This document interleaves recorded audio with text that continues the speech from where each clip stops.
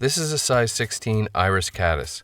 The pattern comes from Craig Matthews at Blue Ribbon Flies in West Yellowstone, and many believe it to be one of the most effective caddis emerger patterns ever developed.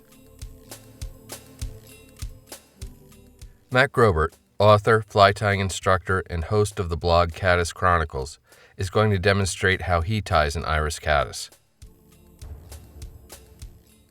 Matt begins by flattening the barb on a TMC 100 size 16 hook. The finished fly does a very good job of imitating the Hydropsyche caddis, which ranges in size from about a 14 down to an 18, so those sizes are appropriate as well. Start your thread a little ways behind the hook eye, here Danville 6-0 in olive, and wind back to midway between the point and the barb. To form the pupil shuck of the fly, snip off about an inch-long piece of amber z-lon from a strand.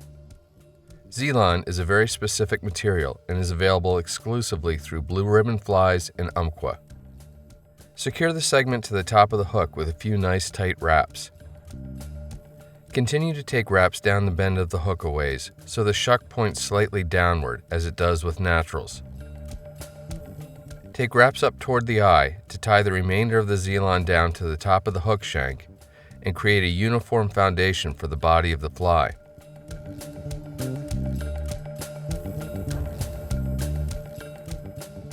Clip the z-lon off short, about a hook gap length, to complete the pupil shuck. For the body of the fly, Matt is using a z-lon and rabbit mix in Hydropsyche tan from Blue Ribbon, and he says olive also works well. Create a tapered dubbing noodle on your tying thread. With the noodle complete, you can then begin taking wraps to form the body of the fly. Try to make a nice tapered body, but keep the overall appearance rough. The idea is to make the body look like a caddis trying to wriggle free from its pupil shuck.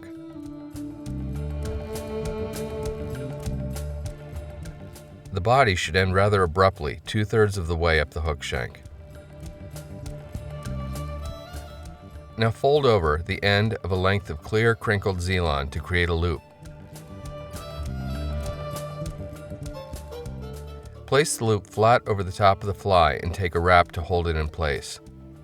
The back edge of the loop should extend just to the base of the tail. Pull straight up with your tying thread to lock it down. This loop represents both the emerging wings and the gaseous bubble caddis generate to raise themselves through the water column to the surface.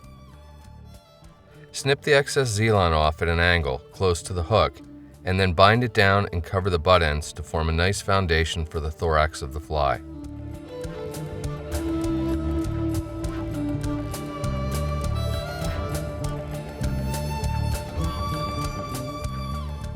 For the thorax, Matt is using regular hairline hare's ear dubbing.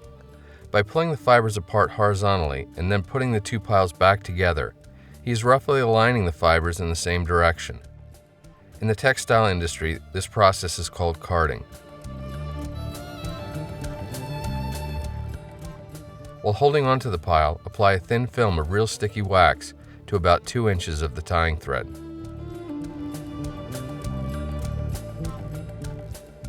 Lightly apply small sheets of fibers so they adhere to the wax.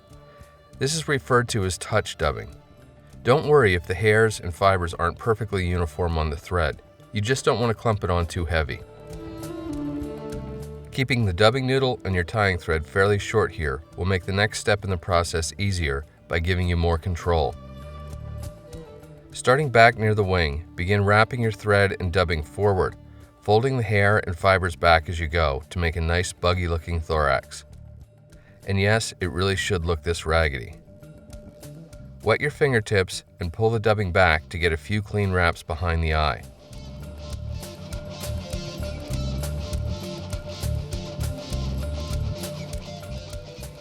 Finally, you can whip finish and snip or cut your tying thread free.